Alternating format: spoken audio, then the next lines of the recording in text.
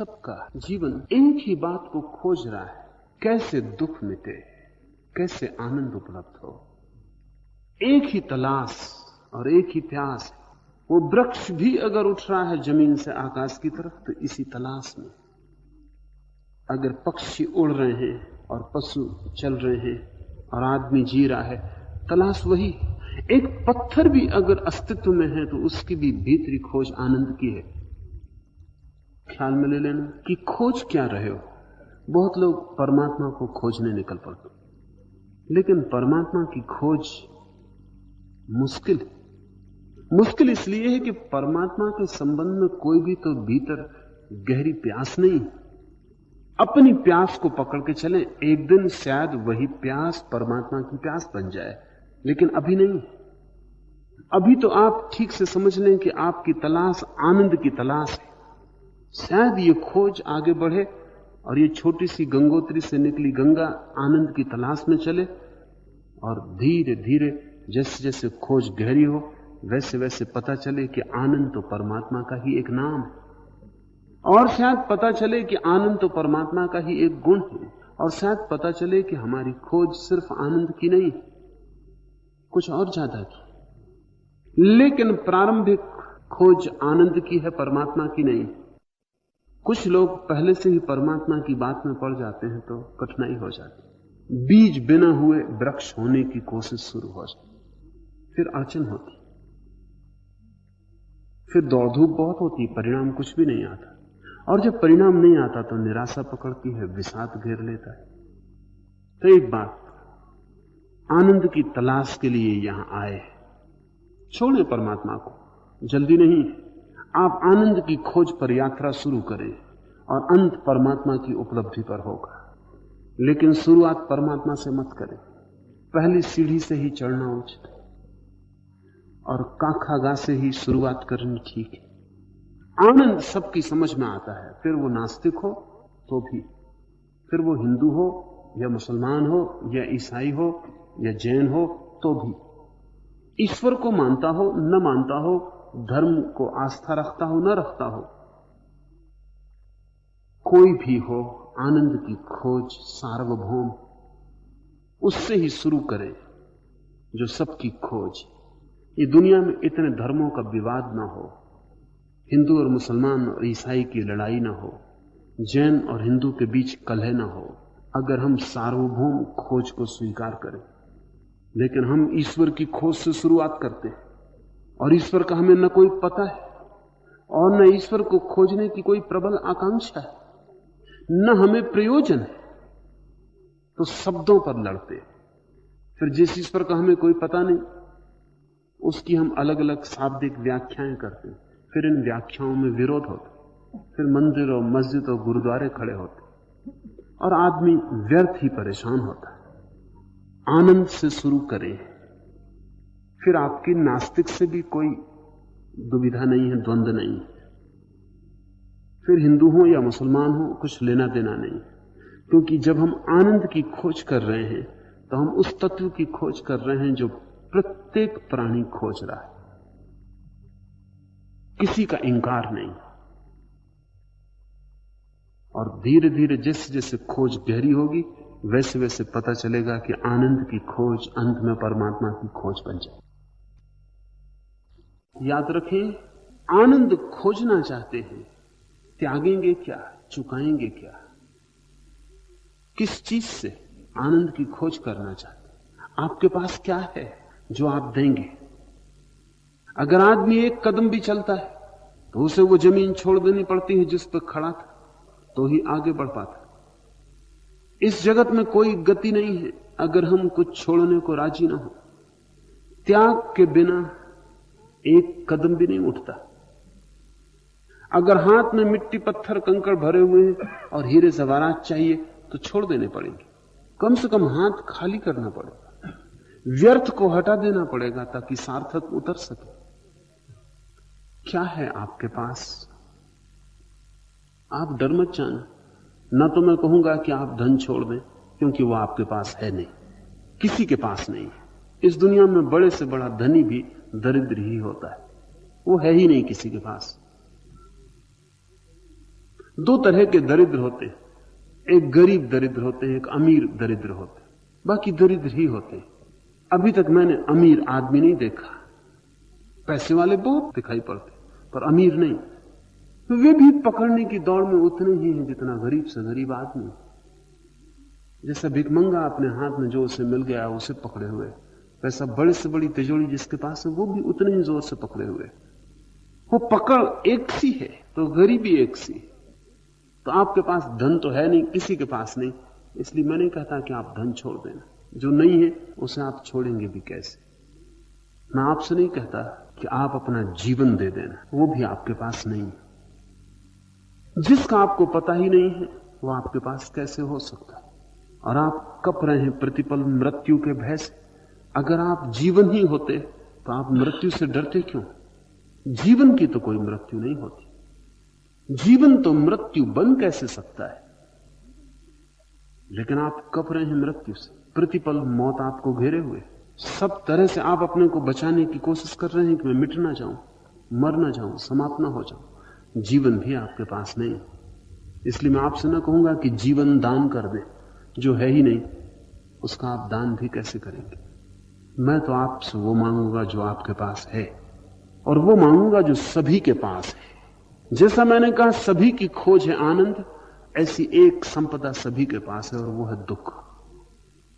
वो आपके पास काफी, वो आपके पास जरूरत से ज्यादा। जन्मों जन्मों से आपने उसके अतिरिक्त और कुछ इकट्ठा ही नहीं किया है। आपके पास राशियां लग गई। गौरी शंकर छोटा पड़ जाए, आपने जो दुख के ढेर लगाए हैं वो उससे बड़े, वो भी शर्मा जाए, और शायद हिलेरी और तेंजिंग आपके दुख के ढेर पर चढ़ने में सफल न होगा, वो बड़े। वो जन्मों जन्मों की आपकी मेहनत है। आपने दुख के सिवाय कभी कुछ कमाया नहीं, आप अभी भी कमा रहे हैं। मैं आपसे चाहूंगा कि आप दुख छोड़ दें, आप दुख का त्याग कर दें। कोई आपसे दुख मांगता नहीं, मैं आपसे दुख मांगता हूं। और अगर आप दुख दे सके तो आनंद के लिए रास्ता निर्मित हो जाए।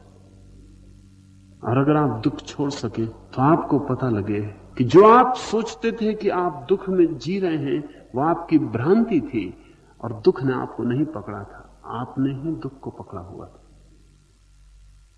मगर एक बार छोड़े तो ही पता चले कि कौन किसको पकड़े हुए। आप सदा यही पूछते रहते हैं दुख से कैसे छुटकारा हो। आपकी बातों से ऐसे लगता है जैसे दुख ने आपको पकड़ा है और छुटकारा चाहिए। अगर दुख आपको पकड़े हुए तो फिर आप छूट ना पाएंगे। फिर पकड़ ही आपके हाथ में नहीं, दुख के हाथ में। फिर तो आप विवश, असहाय, और जन्मों जन्मों से नहीं छूट पाए तो अब कैसे छूट जाइएगा। मैं आपसे कहता हूं दुख ने आपको नहीं पकड़ा हुआ है, आप दुख को पकड़े हुए। और अगर आप राजी हुए तो आपको यह समझ में आ जाएगा। न केवल समझ में, बल्कि आप छोड़ के भी अनुभव कर लेंगे कि यह छूटता है। और जब आप दुख को छोड़ने की कला में कुशल हो जाते हैं तब आपको पता लगता है कि जो भी आप ढो रहे थे उसके लिए आपके अतिरिक्त और कोई भी जिम्मेवार नहीं था, और आपने जो भी भोगा कोई और कसूरवार नहीं। यह आपकी मर्जी थी, आप दुख चाहते थे। जो हम चाहते हैं वही होता है, और जो भी आप हैं आप अपनी चाहों का फल है। न तो कोई परमात्मा जिम्मेवार है, न कोई भाग्य जिम्मेवार है, किसी को प्रयोजन नहीं है आपको दुखी करने के लिए। सच तो यह है कि यह पूरा अस्तित्व आपको आनंदित करने के लिए तत्पर है। यह पूरा अस्तित्व चाहता है कि आपका जीवन एक उत्सव बन जाए, क्योंकि जब आप दुखी होते हैं तो आप चारों तरफ दुख भी फेंकते हैं। जब आप दुखी होते हैं तो आपके घाव की दुर्गंध सारे अस्तित्व में पहुंचती है, और जब आप दुखी होते हैं तो यह अस्तित्व भी पीड़ा पाता है। यह सारा जगत आपके साथ पीड़ित होता है और आपके आनंद के साथ आनंदित होता है। कोई अस्तित्व की चाह नहीं है कि आप दुखी हों, क्योंकि यह तो अस्तित्व के लिए ही आत्मघात है। पर आप दुखी हैं, और दुखी होने में आपने कुछ व्यवस्था बना रखी, और उस व्यवस्था को जब तक आप न तोड़ दें तब तक आप कभी भी आनंद की तरफ आंख न खोल पाएंगे। आपकी व्यवस्था क्या है? मनुष्य की व्यवस्था क्या है? दुख संग्रहित करने की। वो कैसे इकट्ठा करता है समझ लें थोड़ा, तो शायद छोड़ने में आसानी हो।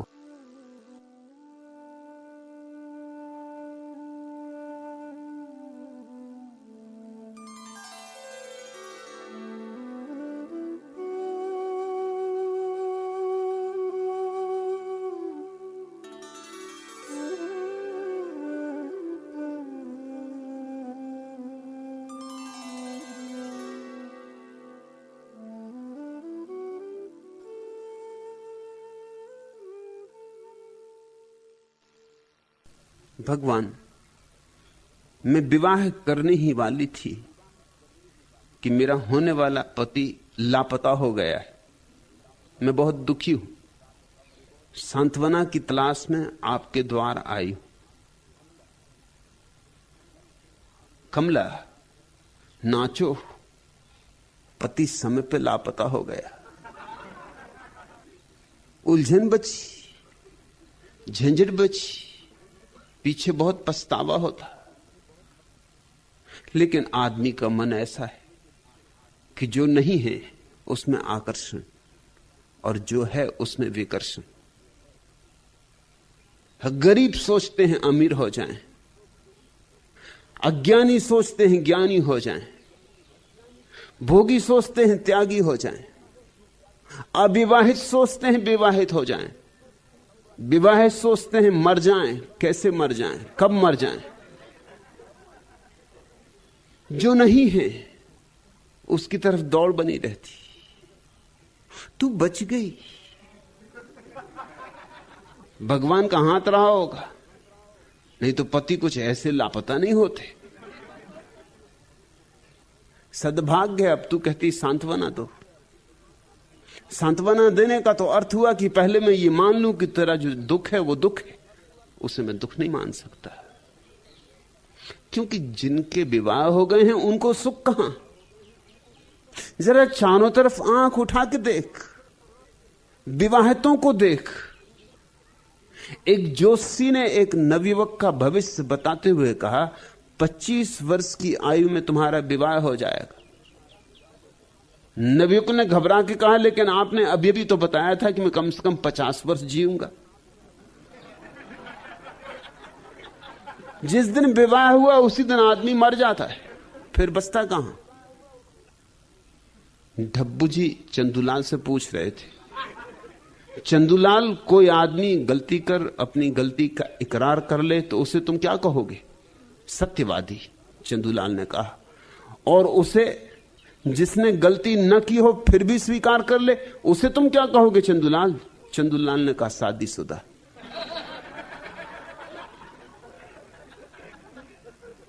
कमला, तू बची, तू धन्यभागी।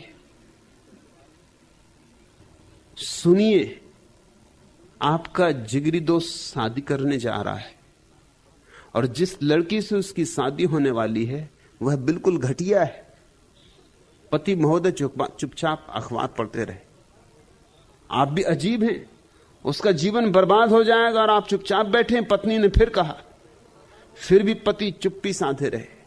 पत्नी बौखला उठी। क्या आपका फर्ज नहीं बनता उसे समझाकर ऐसा करने से रोकें? मैं नहीं जाऊंगा। पति ने कहा, मुझे कौन समझाने आया था? तेरा पति जरूर बड़ा ज्ञानी रहा हो जो भाग गया। अब तू क्या पता लगा रही है उसका? कहीं इसी ख्याल से तू यहां नहीं आई कि अक्सर अनेक भागे हुए लोग यहां हैं?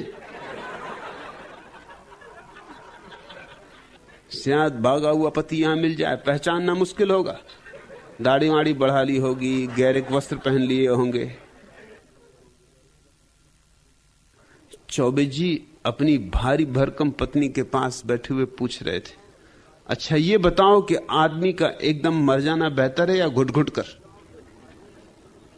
मैं समझती हूं आज के तनावग्रस्त जीवन से छुटकारा पाने के लिए मनुष्य को एकदम मर जाना चाहिए। श्रीमती चौबे ने अपनी राय व्यक्त की। ठीक है, तो अपनी दूसरी टांग भी मुझ पर रख लो, कहते हुए चौबे जी सीधे सोफे पर लेट गए।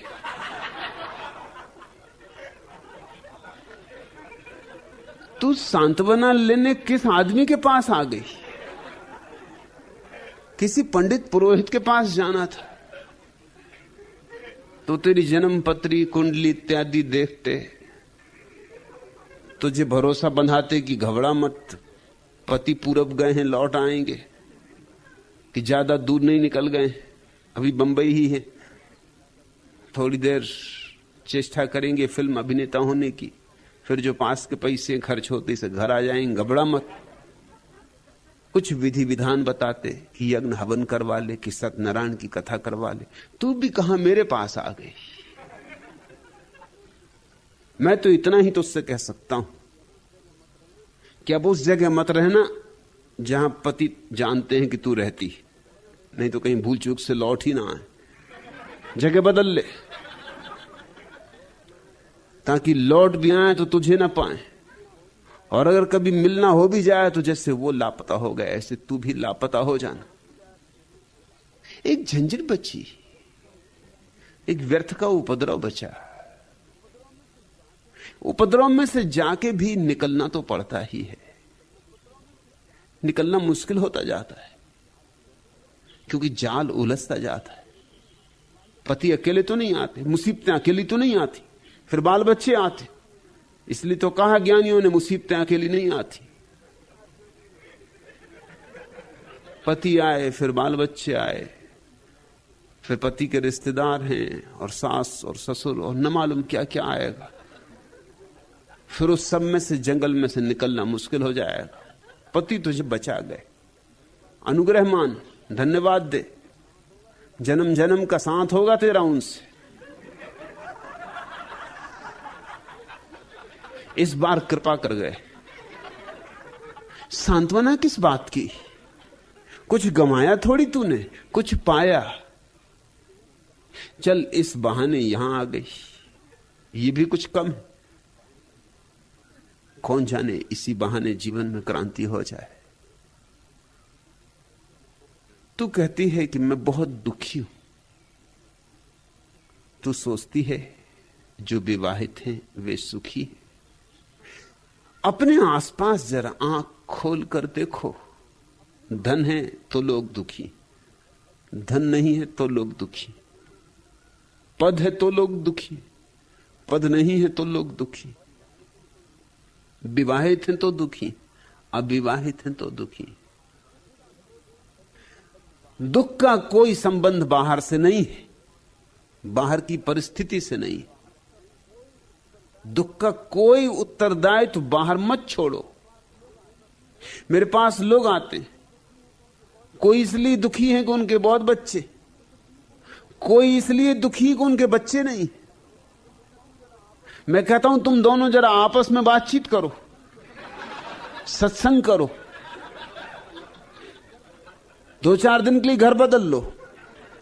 जिसके बच्चे तुम उसके घर जाकर रह जाओ और उसे तुम अपने घर रख दो।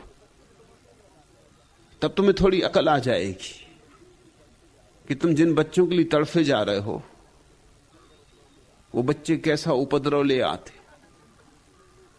और वो जो बच्चों से तड़पा जा रहा है उसे जरा एकांत में रहने दो 2-4 दिन, वो भी घबरा जाएगा क्योंकि एकांत में रहने की क्षमता भी नहीं। अकेलापन काटता है। चारों तरफ नजर फैलाओ। बुद्धिमान आदमी वह है जो दूसरों को देख के समझ ले। बुद्धिहीन वह है जो खुद भी गुजर गुजर के ना समझे।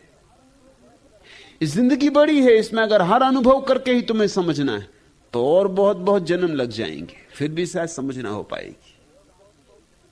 समझदार तो दूसरे को देख के समझ लेता है, चारों तरफ नजर खोलता है, देखता है कि जिनके पास है उनको क्या है। तब फिर अगर मेरे पास नहीं है तो इस कारण दुख नहीं हो सकता। कारण दुख का कोई और होगा। ना तो पति की मौजूदगी से दुख होता है, ना पति के लापता हो जाने से दुख होता है। दुख तो हमारा आत्म अज्ञान है। तुम झूठे बहाने मत खोजो। दुख तो सिर्फ इसलिए होता है कि हमारे भीतर अभी दिया नहीं जला, ध्यान का दिया नहीं जला, ज्योति नहीं चली ध्यान की।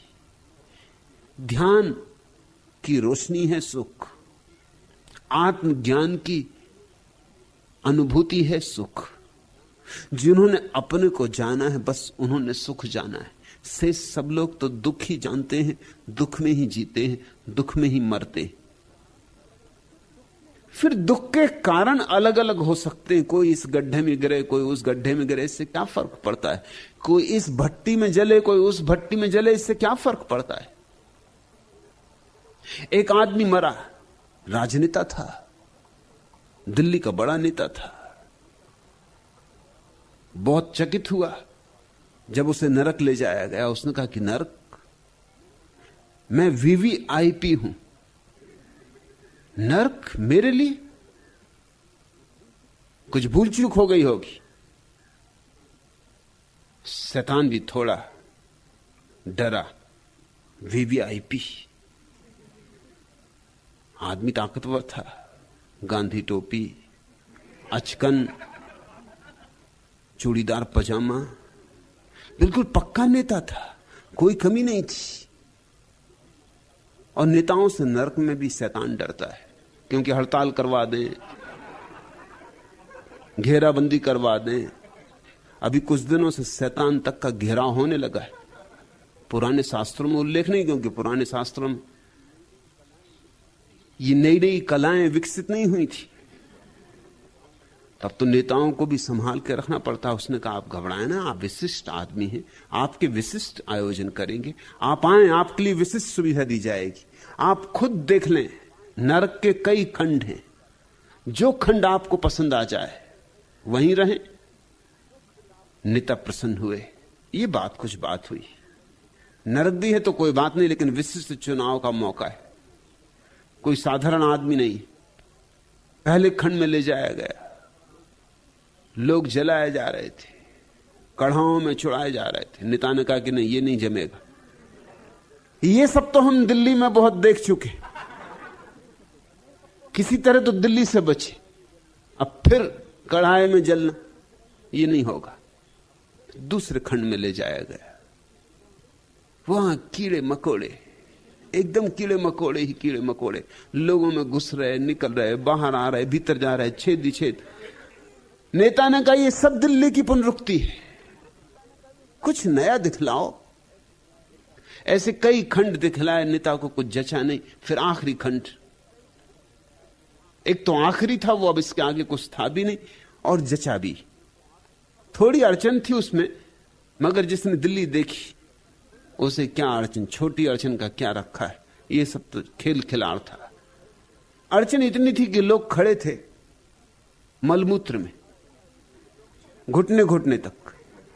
तो नेता ने कहा, इससे हम डरते नहीं, हम तो सौमूत्र पहले पीते थे, ये कुछ हमारा बिगाड़ नहीं सकता, ये ठीक है। तो हम पहले से ही जीवन जल के परिपोषक रहे, ये जगह जमेगी, ये जैसे अपने लिए ही बनाई गई। जरा एक कदम और आगे है, मूत्र तो है ही, मल भी है, एक कदम और आगे, ये जरा आगे की सीढ़ी, ये जरा और सिद्धों के लिए, मगर जमेगी। और लोग प्यालियों में काफी पी रहे थे, खड़े थे घुटने घुटने उसमें। नेता ने कहा कि ठीक, थोड़ी सी तकलीफ, घुटने घुटने मलमूत्र में खड़े होना, मगर यहां मजा ही मजा है। लोग, कोई काफी पी रहा है, कोई कोको कोला पी रहा है। नेता ने कहा, यह भी अच्छा है, दिल्ली में कोका कोला भी मिलना बंद हो गया था। जो जिसका दिल हो, अपने अपनी मौज के लोग, कोई फेंटा पी रहा है, तरह तरह की चीजें पी जा रही हैं, लोग पी रहे हैं। बस एक ही अड़चन है कि घुटने घुटने तक। नेता ने कहा, ये तो कोई अड़चन ही नहीं, ये तो सुख समझो, ये तो हमारे लिए स्वर्ग है। लेकिन बस थोड़ी देर में ही पता चल गया। जैसे ही नेता ने कोका कोला की बोतल हाथ में ली, बस 2-4 घूंट ही मार पाया था कि जोर की घंटी बजी और आज्ञा आई कि अब सब लोग शीर्षासन करें।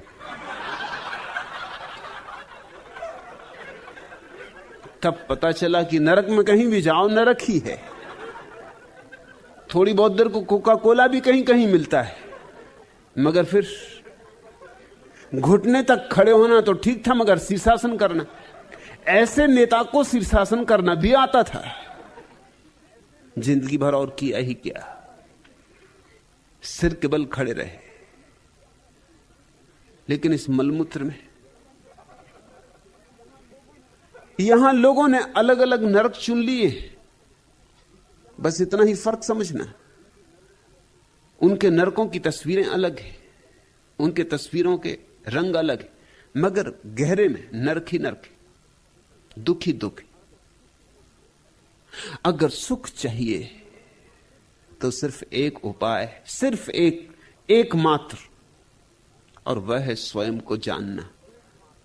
जो नहीं स्वयं को जानता वह तो दुख उठाएगा, विवाहित हो तो विवाह से दुख उठाएगा, अविवाहित हो तो अविवाहित होने से दुख उठाएगा, गरीब हो तो गरीबी से दुख उठाएगा, अमीरी हो तो अमीरी से दुख उठाएगा।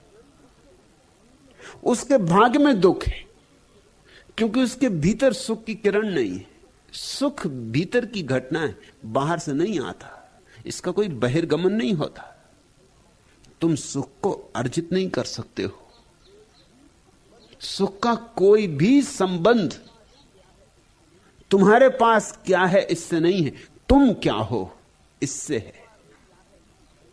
और तब तुम्हें नरक में भी भेज दिया जाए तो भी तुम सुखी रहोगे, और ऐसे तुम स्वर्ग में भी चले जाए तो भी तुम दुखी रहोगे। तुम जरा सोचो, अगर तुम जैसे हो अभी, ऐसे के ऐसे, तुम्हें उठा के किसी चमत्कार से स्वर्ग में बिठा दिया जाए तो तुम क्या करोगे? तुम सोचते हो कुछ फर्क पड़ जाएगा? नहीं, जरा भी फर्क नहीं पड़ेगा। एक ईसाई पादरी मरा, स्वर्ग पहुंचा। पादरी था तो स्वर्ग पहुंचना ही था। सेंट पीटर ने दरवाजा खोला स्वर्ग का, और पादरी को स्वर्ग के भ्रमण के लिए और उपयोग के लिए एक फटियल सी पुरानी फोर्ड टी मॉडल कार दी। लेकिन फिर भी पादरी प्रसन्न हुआ कि कुछ भेंट तो दी। उसे कुछ पता नहीं था और क्या क्या चल रहा है यहां। और भी खुश हुआ जब उसने देखा कि उसी के पास से एक अयातुल्ला, एक मुसलमान मौलवी साइकिल पे ही चला जा रहा है। तो उसने कहा, अरे अब देखो फर्क मुसलमान होने का और ईसाई होने का। हम जा रहे हैं फोर्ड में, माना कि टी मॉडल है बाबा आदम के जमाने का, जिसमें ईश्वर ने आदम और हव्वा को बिठाल के स्वर्ग के बाहर निकाला था, मगर है तो आखिर कार तो कार ही है। और फिर जो समझदार है वो इसको ऐसा नहीं कहते, वो इसको कहते एंटीक। जो जानकार हैं वो इसकी बड़ी कद्र करते। तभी उसने देखा है कि रबाई फर्र से एक रोल्स रॉयस में निकला। उसने कहा, ये यहूदी मात यहां भी किए दे रहे हैं, ये जिंदगी में भी मजा करते रहे, वहां भी धन इकट्ठा करते रहे। रबाई तो पूरे मजे में जीता है, शादी भी करता है, बच्चे भी होते हैं, मकान भी होता है, धन दौलत भी होती है। रबाई कोई ऐसे कोई त्यागी भोग को छोड़ छाड़ के भागा हुआ नहीं होता। ये तो हद हो गई और ये तो बड़ी जाति हो गई। और हम जीसस के मानने वाले पहुंचा एकदम वो नाराजगी में, ईर्ष्या जन्मी। तुम देखते हो, तुम जो यहां हो वहीं वहां हो जाएगा। किसी को साइकिल पे देख के बड़ा अहंकार जन्मा था, आहा दिल खुश हुआ था। और रबाई को देखा रोल्स रॉयस में जाते हुए, और रबाई ने हाथ हिलाया। पुरानी पहचान थी, एक ही गांव में दोनों रहे थे। आग लग गई छाती में। अब उसे दिखाई पड़ी ये एंटीक वगैरह कुछ नहीं, ये फटियल गाड़ी। पहुंचा वापस, सेंट पीटर से कहा कि यह अन्याय हो रहा है। ये यहूदी दुनिया में भी मजा करते रहे, सारी दुनिया का धन इकट्ठा किए बैठे थे। और ये रबाई मैं इसे भली भांति जानता हूं, न कभी इसने पूजा की, न कभी प्रार्थना की, इसको फुर्सत ही नहीं थी। होटल, क्लब, गोल्फ और न मालूम कहां कहां के उपद्रवों में ये रहा। इसने ऐसा कोई पाप नहीं है जो ना किया हो। ये मेरे सामने तो रहता था, इसको मैं भली भांति जानता हूं। हम पूजा कर करके मरे, और ये फोर्ड टी मॉडल, और इस लफंगे को रोल्स रॉयस। सेंट पीटर ने कहा, धीरे आहिस्ता बोलो, वो परमात्मा का निकट रिश्तेदार है। और तुम्हें याद होना चाहिए कि जीसस भी यहूदी थे, उनका भी वो निकट रिश्तेदार है। हम तो बहुत पीछे आए, बाकी दूसरे लोग तो बहुत पीछे आए।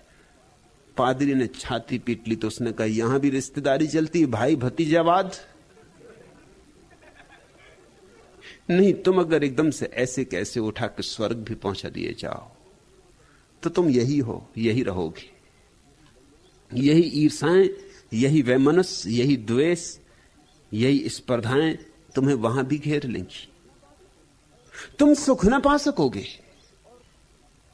और तुम अगर अपने अंतस्तन में विराजमान हो जाओ, ध्यानस्थ हो जाओ, तो स्वर्ग यहीं उतर आएगा। स्वर्ग कहीं और थोड़ी है, नरक कहीं और थोड़ी है। ये कोई भौगोलिक स्थितियां थोड़ी हैं। स्वर्ग और नरक तुम्हारी मनोदशाएं।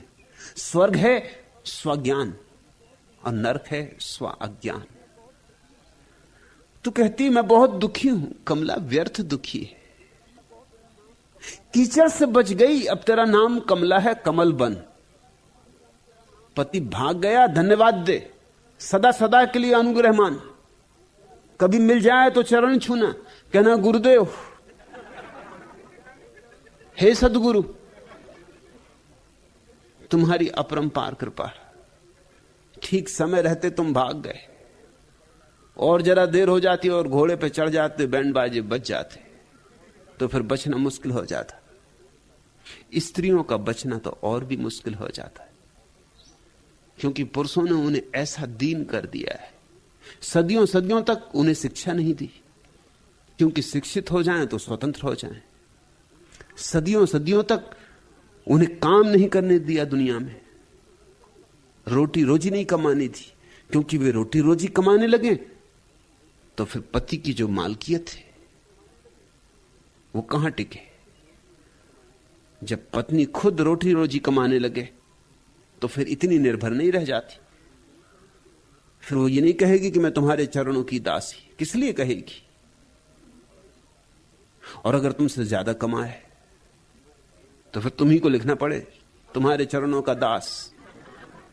कोई पति पसंद नहीं करता अपने से ज्यादा पढ़ी लिखी लड़की से विवाह करना। कोई पुरुष पसंद नहीं करता, क्योंकि उसमें बड़ी हीनता मालूम होती। कोई पुरुष पसंद नहीं करता कि पत्नी उससे ज्यादा कमाए, क्योंकि तब उसके अहंकार को चोट लगती। तुम्हारा होने वाला पति भाग गया, अच्छा हुआ। सांत्वना मत खोजो, सत्य खोजो। इस अवसर का उपयोग कर लो। इस अवसर को अंतर यात्रा के लिए चुनौती बना लो। पति से तो विवाह चूक गया, क्यों ना परमात्मा से विवाह कर लें, क्यों ना अब महासगाई हो जाए। तो कमला तू कमल हो जाए। कीचड़ में कमल छिपा है, कोई सोच भी नहीं सकता कि कीचड़ में और कमल छिपा होगा।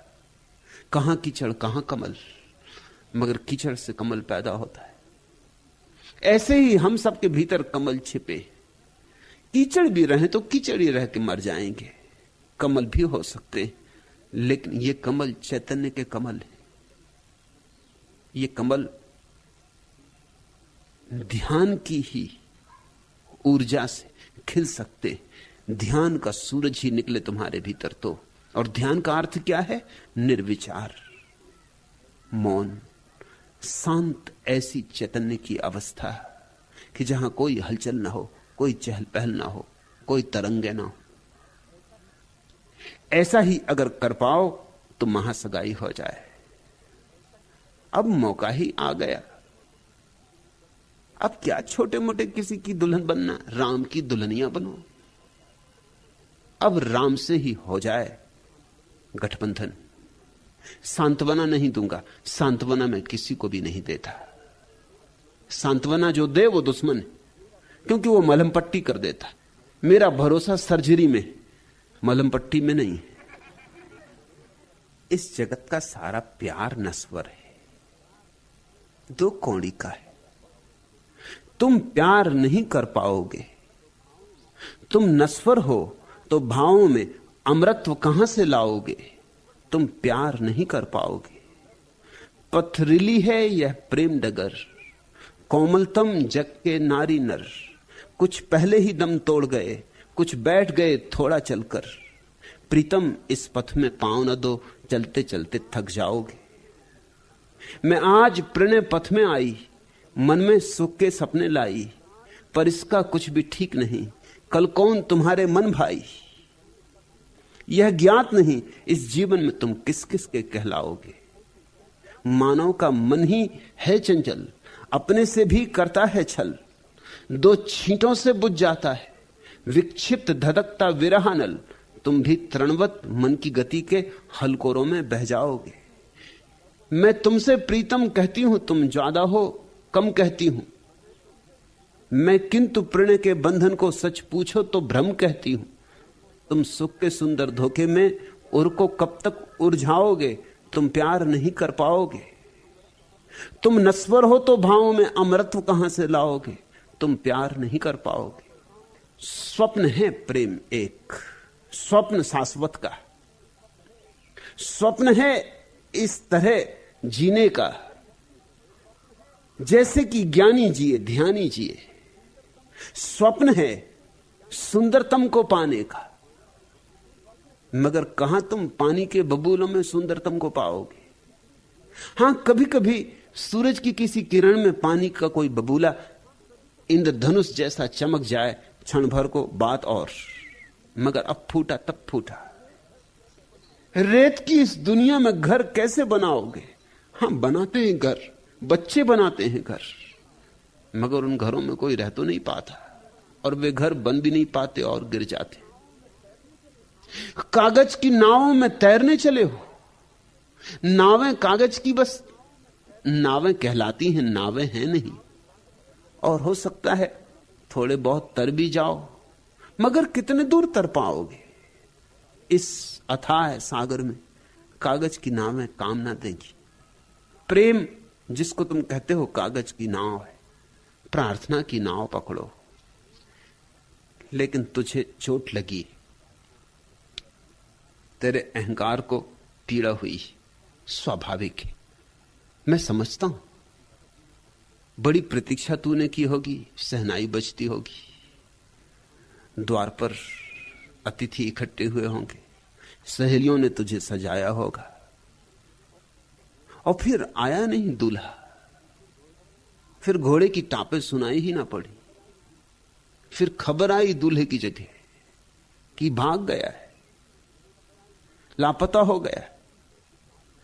तेरे मन पर सांप लौट गए होंगे, तो सारे स्वप्न धूल धूसरित हो गए होंगे। तुझे पीड़ा हुई है, लेकिन पीड़ा से ही तो कोई जागता है, पीड़ा ही तो चुनौती बनती है। इसे चुनौती समझ, इसे एक अवसर समझ, एक नई यात्रा का, एक नए संक्रमण का। ये बियाबान मेरे वास्ते बने होंगे, इनकी रौनक न बढ़ाऊं तो किधर जाऊंगा। सर्द रातों में चिलकती हुई धूपों के तले मैं न गाऊंगा तो मर जाऊंगा। बारहा मुझको सफर करना है, राह में आग बिछा दो तो भी तर जाऊंगा। तुमने जिस राह पर अपनी हो बनाई मंजिल, ताउम्र भूल से उस राह नहीं आऊंगा। चंद सांसों की सलामी में जिंदगी खो दूं, ऐसा सौदा तो मैं सांसों का न कर पाऊंगा। कोई अपना तो नहीं रात के सायों के सिवा, काले सूरज को उजाले तो न दे पाऊंगा। तुमने छीनी है जो मुझसे वो सुनहरी किरणें, उनकी स्याही में बहुत गहरे उतर जाऊंगा। फिर न मैं लौट के उस गांव कभी आऊंगा। अब न मातम तेरे जाने का मैं मनाऊंगा।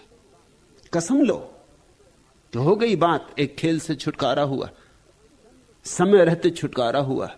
चंद सांसों की सलामी में जिंदगी खो दूं, ऐसा सौदा तो मैं सांसों का ना कर पाऊंगा। फायदा भी क्या था, होता भी क्या, हो भी क्या जाता। धोखा खड़ा कर देते हैं हम लोगों को, आशाओं के सहारे पर जिलाए जाते हैं हम। छोटे बच्चों को कहते हैं बड़े हो जाओगे तब सुख मिलेगा, फिर वे बड़े हो जाते हैं तो कहते हैं विवाहित हो जाओगे तब सुख मिलेगा। फिर वे विवाहित हो जाते हैं तो कहते हैं जब तक बच्चे ना होंगे तब तक कैसे सुख।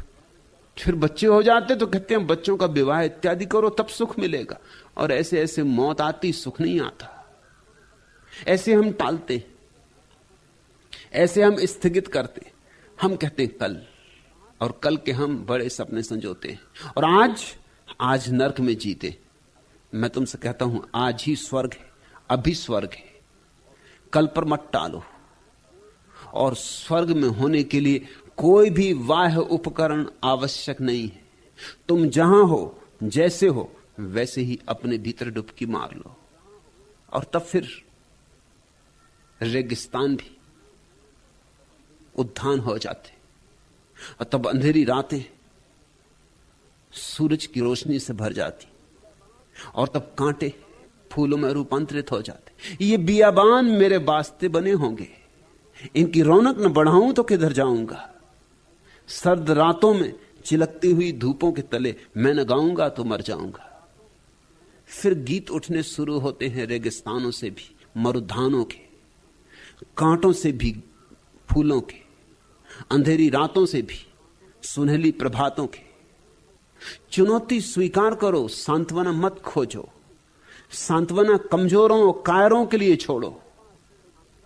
जिनके पास थोड़ी आत्मा है वे जीवन की प्रत्येक स्थिति को चुनौती बना लेते। हर चुनौती सीढ़ी बन जाती प्रभु के मंदिर की।